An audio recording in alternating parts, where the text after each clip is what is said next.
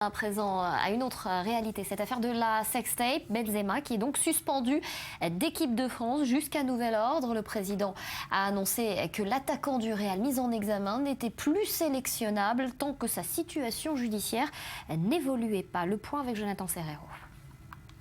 Plus sélectionnable en équipe de France, la gorge serrée, la voix chancelante, le président de la Fédération française de football, Noël Le Graët, a mis à l'écart des Bleus Karim Benzema pour les prochains matchs du mois de mars et surtout pour l'Euro.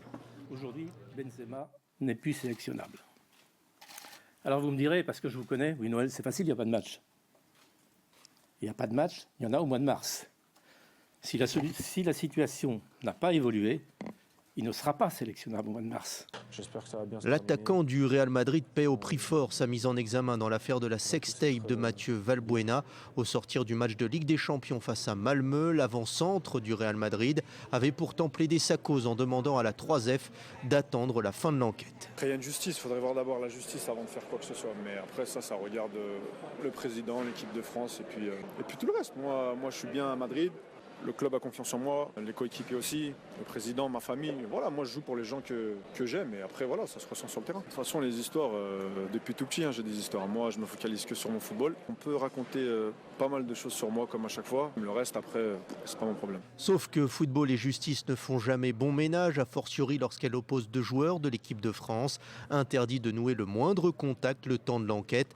À ce titre, la fédération s'est vue obligée de trancher dans le vif et son président lâcher son joueur malgré cette affection encore réitérée ce jeudi. Vous me direz, il y a l'Euro. Et vous me direz là, fermement, Noël, vous appréciez ce joueur, ça vous fend le cœur. Oui. Il ne sera pas sélectionnable au mois de mars, au mois de juin, juillet, si la situation n'évolue pas. Noël Le Graët a ainsi cédé à la pression des médias, des responsables politiques et a donc fini par faire appliquer son code éthique mis en place au lendemain du cauchemar du mondial sud-africain. Le sélectionneur Didier Deschamps perd lui un atout majeur de son 11 de départ, auteur mardi d'un triplé en Ligue des Champions face à Malmö. Mais à 2 jours du tirage au sort de l'Euro 2016, l'ancien président guingampais se devait d'éteindre ce gros incendie. Et dans une autre affaire, celle qui touche à présent Michel Platini, sachez que le tribunal arbitral du sport se prononcera ce matin sur la levée ou pas de sa suspension provisoire.